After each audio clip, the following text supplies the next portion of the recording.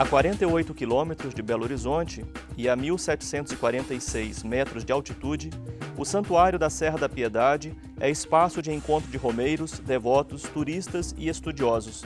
São inúmeras as histórias que o santuário oferece desde a sua criação. Para conversar sobre sua rica história, recebemos a religiosa da congregação Auxiliares de Nossa Senhora da Piedade, a irmã Edilane. No Religário de hoje, nós conversamos sobre o Santuário Nossa Senhora da Piedade. Seja bem-vinda, irmã Edilane. Você quer sugerir um tema, fazer um comentário ou dar alguma sugestão aqui para a equipe de produção do Religário? Isso pode ser feito pelas redes sociais, @Flávio Senra, se você preferir o Twitter, ou pela nossa página, Religare, Conhecimento e Religião, no Facebook. Mas você pode também acessar notícias sobre o programa e enviar mensagem pela página da TV Horizonte, tvhorizonte.com.br/Religare. Irmã Edilane, qual que é a importância do Santuário da Serra de Nossa Senhora da Piedade? Então, hoje o Santuário de Nossa Senhora da Piedade, ele tem sido projetado, para o povo mineiro, e a sua importância está justamente que ele é essa referência da devoção mariana como santuário da padroeira de Minas, que é Nossa Senhora da Piedade. Essa é a principal, a importância hoje. E, além disso, como um ponto turístico, como um ponto de referência de espiritualidade, também de cultura. Então, o Santuário de Nossa Senhora da Piedade, ele reúne em si muitas qualidades, muitas referências para o povo mineiro. E quando e como tudo começou? Então, a história... Já são quase 300 anos, não? Sim, Estamos caminhando. 240 anos aproximadamente. E a história começa com a história de um português que veio para o Brasil chamado Antônio da Silva Bracarena, e ele veio no auge da exploração do ouro para fazer as Américas, ganhar muito dinheiro, e o seu objetivo era retornar depois para Portugal. Isso a gente sabe por documento, que ele escreveu quando fez a petição para construir a igreja. Então ele veio para ganhar muito dinheiro e se estabeleceu na cidade de Caeté, trabalhando como mestre canteiro.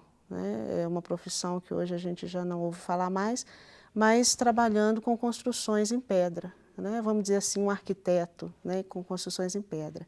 E ali, trabalhando com o pai do Aleijadinho, o próprio Aleijadinho ainda jovem, ele, no final da construção da igreja matriz de Nossa Senhora do Bom Sucesso, que é a padroeira de Caeté, começou a correr então na cidade a notícia de uma aparição. Hoje nós temos registros de uma aparição a 2 donzelas, como ele coloca na petição para construir a igreja. Apesar de que tenha uma outra tradição relacionada a uma menina muda, que após isso começou a falar. Mas ele se sentiu movido e tocado a fazer essa homenagem a Nossa Senhora no local da aparição, que seria no alto da Serra da Piedade. Então, a partir daí, ele empreendeu esforços, gastou até mesmo tudo que tinha conseguido para a construção dessa igreja, e ali ele tornou-se um ermitão, passou a sua vida ali esmolando, depois em prol da ermida, numa vida de oração, e outros também se juntaram nesse ideal ermitão de vida, e ali ele terminou seus dias. A Serra da Piedade é lugar de peregrinação. De peregrinação, até mesmo antes da construção da igreja, antes desse processo que a gente diz de conversão do Bracarena. A partir da aparição, as pessoas começaram a correr a serra. E aí, com a abertura de trilhas pelo próprio Bracarena, então aí tornou-se mais fácil. Até hoje nós temos esse lugar de peregrinação graças a esse fato. E que outras pessoas assim, de destaque, de liderança religiosa, passaram ali pelo Santuário da Serra da Piedade?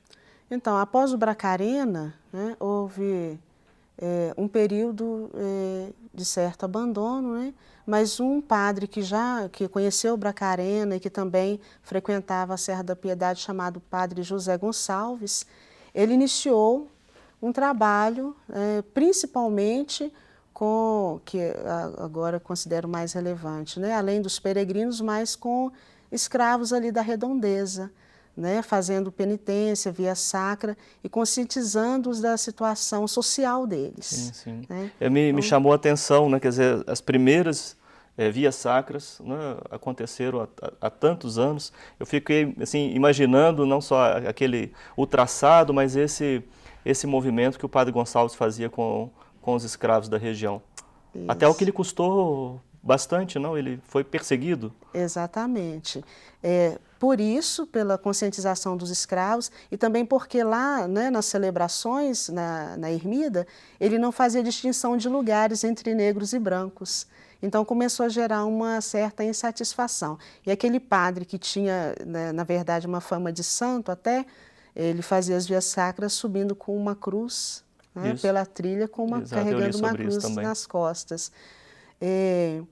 Por causa desse trabalho que ele fazia, da não distinção entre as classes, houve, né, intrigas e, de uma forma, né, uma trama para poder terminar, cessar com esse trabalho que ele fazia, com as peregrinações. Tem uma figura, assim, uma pessoa, pelo menos assim, na Curiosa, eu estou fazendo referência aqui, né, mas eu estou lendo esse livro do Tambasco, né?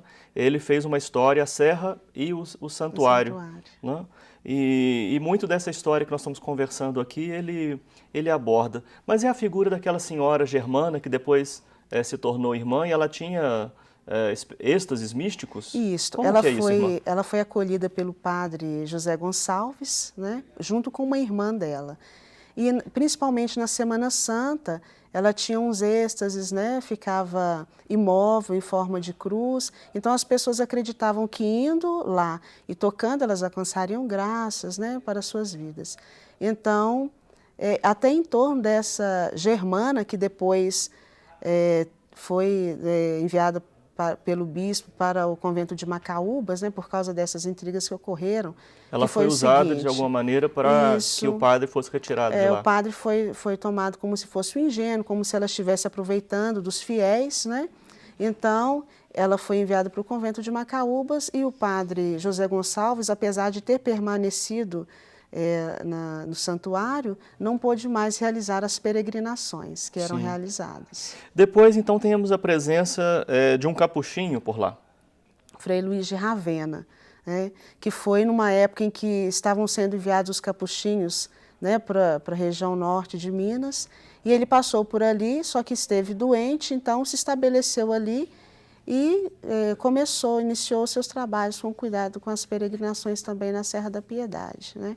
E posteriormente, até numa fazenda que hoje é o Asilo São Luís, né, ele organizou para que fosse uma comunidade também de capuchinhos, né, que ali passavam indo em direção à terra de missões.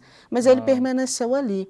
E ele tem um relato de uma carta, na verdade, né, que ele escreve para os superiores dele, onde ele fala da admiração que ele tinha ao ver as pessoas que vinham ali. Ele diz que mesmo aqueles que vinham não para rezar, mas por turismo, por curiosidade, ali eles chegavam e diante, né, daquele silêncio, daquela igreja, daquela imagem da Mãe da Piedade, as pessoas começavam a falar de mudança de vida, de conversão, já querendo confessar e fazendo esse movimento, né, espiritual, né, movimento interior. Eu vou querer voltar a esse assunto daqui a pouco. Mas, por enquanto ainda, o Monsenhor Domingos, ele substituiu o Frei Luís de Ravena na administração do santuário e fundou a congregação.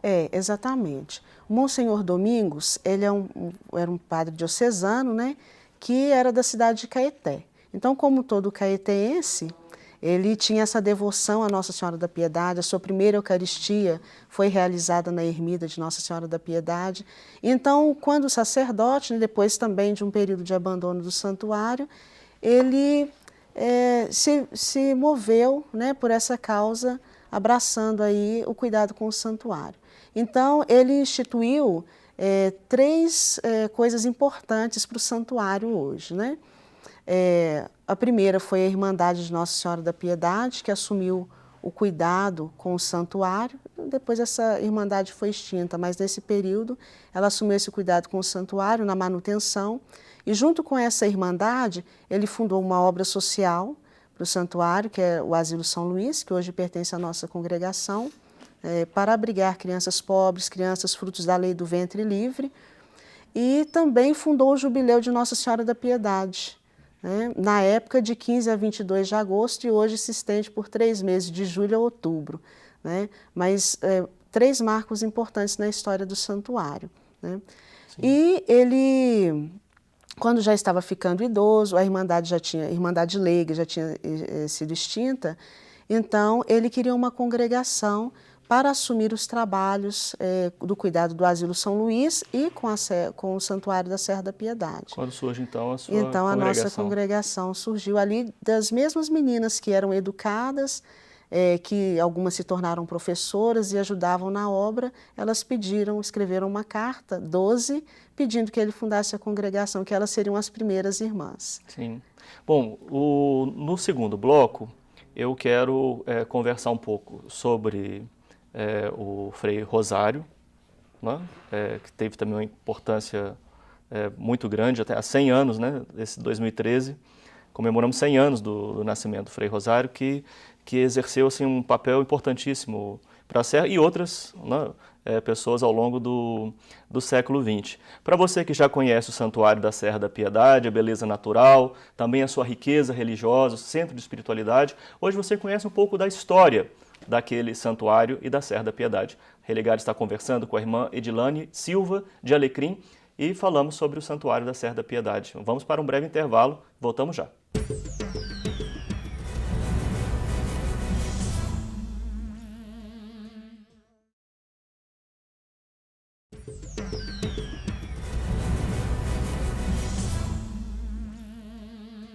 O Religare de hoje conversa sobre o Santuário da Serra da Piedade. Nós estamos aqui com a irmã Edilane Silva de Alecrim. Você que conhece a paisagem da Serra da Piedade, conhece aquele lugar de peregrinação, de espiritualidade. Hoje nós estamos falando aqui sobre a história daquele lugar. No primeiro bloco abordamos sobre os fundadores, as primeiras lideranças religiosas, como que o santuário esteve envolvido na sua história com os excluídos da época, com escravos, com os abandonados pela lei do ventre livre. A história da Serra da Piedade é muito rica, nós não vamos conseguir falar sobre tudo aqui, mas vamos tentar agora dar um salto de 50 anos, né, mais de 50 anos, né, da presença agora do Frei Rosário na liderança, na condução dos trabalhos.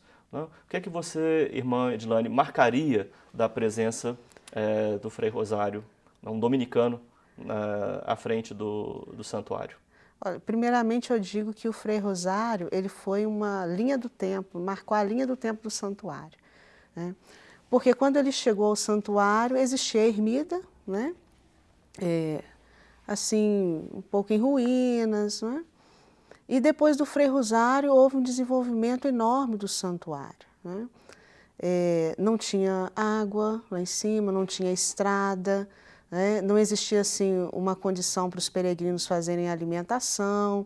Então, depois do Frei Rosário, tudo isso, com a ajuda de um arquiteto, Alcides da Rocha Miranda, foi sendo construído, as construções que tem, e também com ajudas governamentais, de políticos, a estrada, a água, né?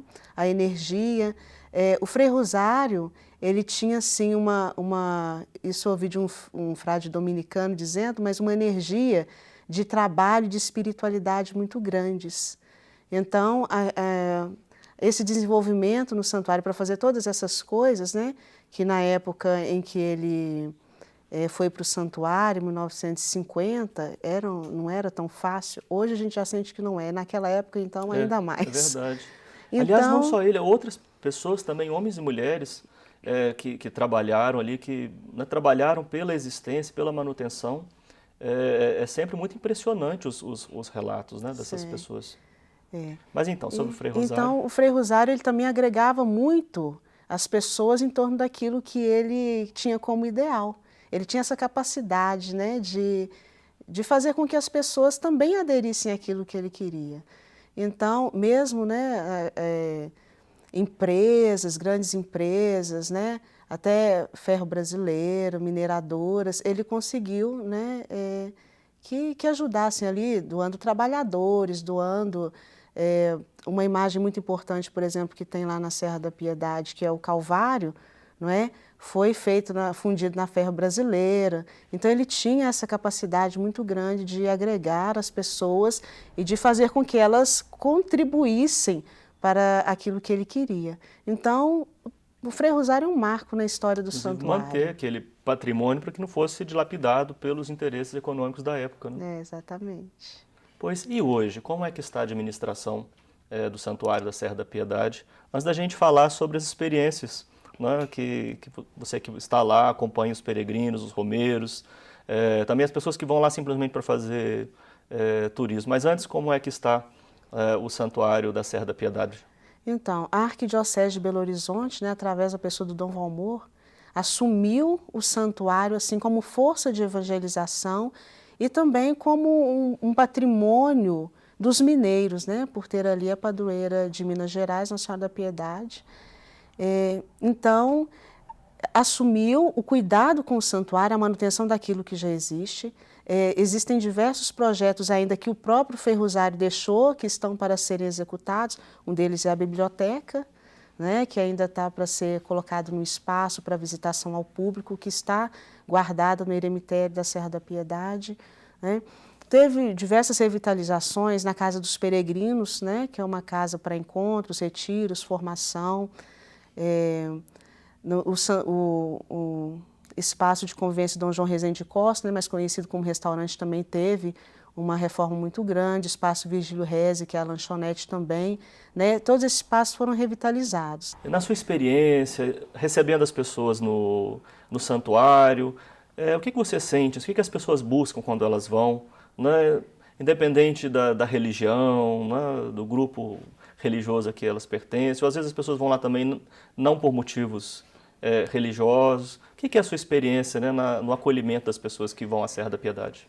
Então, lá nós temos assim uma afluência de diversos grupos, realmente, como foi falado, né? Os grupos que vão para rezar, né, naturalmente, pela sua devoção à Nossa Senhora, para fazer a sua peregrinação, né, para ter um espaço ali de revigoramento da fé, né? A gente percebe essa devoção muito grande e uma experiência assim, de real entrega a Deus, né? De uma devoção à Nossa Senhora da Piedade, onde as pessoas chegam ali diante do altar, conversam até em voz alta, nós que ficamos lá há muito tempo, né, durante a semana, pessoas assim que jogam mesmo as suas dores, né, diante daquela imagem de Nossa Senhora da Piedade, e pessoas que até há muito tempo já não vão à igreja, não é? Eu presenciei um fato muito bonito de uma senhora que se tornou evangélica e depois, ali, entrando na ermida, diante da imagem, começou a chorar e pedir perdão porque tinha se afastado da igreja. E ela pediu, né, a irmã Perpétua, que morava na época comigo, para chamar o padre, para ela se confessar e fazer a comunhão, que ela nunca mais ia deixar de ir à igreja, né? E outras situações assim muito comoventes e também que nos fazem crescer, né? Nós, como equipe lá da evangelização, onde a gente vê a fé sincera, né? Uma fé muito grande das pessoas que ali vão. E, além disso, né, diversas pessoas que vão por turismo e que lá, chegando, né, nos encontram e vão conversar e dizem, mas esse lugar tem muita paz, esse lugar tem muita harmonia. E, de repente, vai por turismo e acaba participando das orações, das celebrações e voltando diversas vezes, levando várias pessoas. Então, as pessoas encontram realmente esse lugar de encontro com Deus, né, no alto daquela montanha. As pessoas se encontram. E outros grupos também que vão, né, para estudos, né, de biologia, de geografia, escolas, muitas escolas também vão. O Observatório da Universidade Federal, né, está lá. Isso, que recebe grupos de escolas, né? E mesmo esses grupos que vão por estudo, certa vez eu conversando com um grupo de crianças, né, de uma escola que foi até lá, e as professoras pediram para falar um pouco da história, conversar um pouco com os alunos, né? E perguntando para eles o que é que eles sentiam quando subiam aquela serra, né? Então, mesmo as crianças, há uma paz muito grande, parece que Deus está tão perto. Então a gente vê que não importa idade, não é? Não importa o que as pessoas foram fazer ali, no final elas saem realmente com essa sensação de algo infinito, né? Da presença de Deus, nós dizemos Deus, né? Então, são experiências diversas e que realmente edificam as pessoas que ali estão, que ali trabalham, e a gente vê que realmente é um lugar que merece toda a atenção, que merece ser visitado, que merece ser divulgado. A 1.746 metros de altitude, a gente vê a vida de outra maneira. Os problemas ficam pequenininhos. Exatamente. Lá em Belo Horizonte. É uma experiência realmente muito bonita, né? Eu sou frequentador também do santuário, um prazer recebê-la aqui. Da próxima vez vou bater na sua porta, já vou te chamar pelo nome. Mãe Edilane, vim aqui fazer uma visita. Vou receber com prazer. Sim, e sem dúvida a sua experiência também, há 3 anos morando lá, deve ser fantástico, né? Por estar lá e por receber as pessoas no santuário. É realmente o que eu falei, a gente fica muito edificado, né? E a gente se anima muito a fazer a evangelização, não somente com aqueles que já vão para rezar, mas né, que vão com diversos objetivos. Eles realmente encontram a presença de Deus lá e a gente também, queira ou não, é instrumento de Deus para isso. Muito obrigado pela sua participação. Por nada, obrigado também a você, telespectador. O Religare é um projeto de extensão do Programa de Pós-Graduação em Ciências da Religião da PUC Minas. Se você quiser obter informações sobre os nossos cursos, você pode acessar a nossa página que está em www.pucminas.br/ppgcr. Religare de hoje fica por aqui. Obrigado pela sua companhia. Um abraço muito cordial e até a próxima semana com o novo Religare Conhecimento e Religião.